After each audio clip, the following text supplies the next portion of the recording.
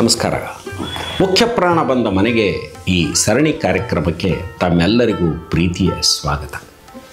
ಆತ್ಮೀಯರೇ, ಇವತ್ತು ನಾವು ನಮ್ಮ ಈ ಸಂಚಿಕೆಗೆ ಆರಿಸಿಕೊಂಡದ್ದು ಶೆಟ್ಟಿಹಳ್ಳಿ ಆಂಜನೇಯ ಸ್ವಾಮಿ ಅಂತ. ಎಲ್ಲಿದ್ದಾರೆ ಇವರು?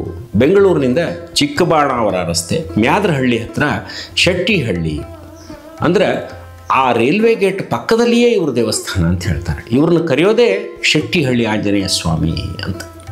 ಇವರಿಗೆ ಸುಮಾರು 1000 ವರ್ಷದ ಇತಿಹಾಸ ಇದೆ. ಅಂದರೆ ಮೊದಲು 300 ವರ್ಷ ಅಂತ ತಿಳ್ಕೊಂಡಿದ್ರಂತ. ಆಮೇಲೆ ಪ್ರಶ್ನೆಯನ್ನು ಕೇಳಿ ಶಾಸ್ತ್ರವನ್ನು ಇದನ್ನು ಮಾಡಿದ ಮೇಲೆ ಅವ್ರಿಗೆ ಗೊತ್ತಾದದ್ದು ಇದು 1000 ವರ್ಷ ಪುರಾತನವಾದಂಥ ಒಂದು ಮೂರ್ತಿ ಅಂತೇಳಿ ಹೇಳ್ತಾರೆ. ಭಾಳ ಹಳೆಯ ಕಲ್ಲಿನ ದೇವಸ್ಥಾನ ಇತ್ತಂತೆ. ಅದನ್ನು 75ನೇ ಇಸ್ವಿ ಒಳಗೆ ಜೀರ್ಣೋದ್ಧಾರ ಮಾಡಿ ಅದನ್ನು ಬಹಳ ಸುಂದರವಾದಂಥ ಸುಸಜ್ಜಿತ ದೇವಾಲಯ ಮಾಡ್ಯಾರ. ಮತ್ತು ಮೂಲ ದೇವಾಲಯಕ್ಕೆ ಯಾವುದೇ ಧಕ್ಕೆ ಬರದಂಗೆ ಆ ಕಲ್ಲಿನ ಎಲ್ಲ ನಿರ್ಮಾಣಗಳನ್ನ ಉಳಿಸಿಕೊಂಡು ಇವರು ಮಾಡ್ಯಾರ, ಆ ದೇವಸ್ಥಾನವನ್ನು ಕಟ್ಟ್ಯಾರ.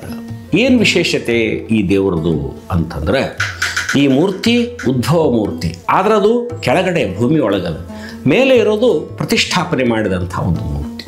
ಆಮೇಲೆ ಇವರು ಇಲ್ಲಿದ್ದಾರೆ ಅನ್ನಲಿಕ್ಕೆ ಸಾಕ್ಷಿ ಅನ್ನೋ ಹಂಗೆ ಸಾಕಷ್ಟು ಜನರಿಗೆ ಅವರ ಸಂಚಾರದ ಅನುಭವ ಆಗ್ಯದ ಅಂತ ಹೇಳ್ತಾರೆ. ಅದು ಅಲ್ಲದೆ ದೇವಿಯವರ ಸಂಚಾರ ಕೂಡ ಅಲ್ಲಿ ಅದ ಅಂತ ಹೇಳ್ತಾರೆ. ಅಂದರೆ ದೇವಿ ನೆರಳಿನ ರೂಪದಲ್ಲಿ ಬರುವುದು ಅಥವಾ ಅವರ ಗೆಜ್ಜೆ ಸಪ್ಪಳ ಕೇಳಿಸೋದು, ಇದು ಬಹಳಷ್ಟು ಭಕ್ತರ ಅನುಭವಕ್ಕೆ ಬಂದದ. ಯಾರು ಶ್ರದ್ಧೆ ಭಕ್ತಿಯಿಂದ ತಪ್ಪದೇ ಈ ದೇವರ ಸೇವೆಯನ್ನು ಮಾಡ್ತಾರೋ ಅವರಿಗೆ ಈ ಅನುಭವ ಆಗ್ಯದ ಅಂತ ತಿಳ್ಕೊಂಡು ಹೇಳ್ತಾರೆ.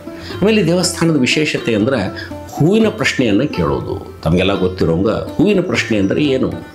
ದೇವರ ಮೇಲೆ ಹೂ ಇಡ್ತಾರೆ, ಅದು ಬಲಕ್ಕೋ ಎಡಕ್ಕೋ ಮಧ್ಯದಲ್ಲೋ ಅದು ಎಲ್ಲಿಂದ ಉತ್ತರ ಬರ್ತದೆ ಅದಕ್ಕೆ ತಮ್ಮ ಒಂದು ಪರಿಹಾರವನ್ನು ಕಂಡುಕೊಂಡು ಬಹಳಷ್ಟು ಜನರು ಸುಖಿಗಳಾಗಿದ್ದಾರೆ ಅಂಥೇಳಿ ಹೇಳ್ತಾರೆ. ಮತ್ತು ಇನ್ನೊಂದು ವಿಶೇಷ ಅಂತಂದ್ರೆ, ಈ ದೇವಸ್ಥಾನದ ದಿನ ಒಂದಿಲ್ಲ ಒಂದು ಕಾರ್ಯಕ್ರಮ ಇಲ್ಲಿ ಆಗೇ ಆಗ್ತಾವ ಅಂತ ಹೇಳ್ತಾರೆ.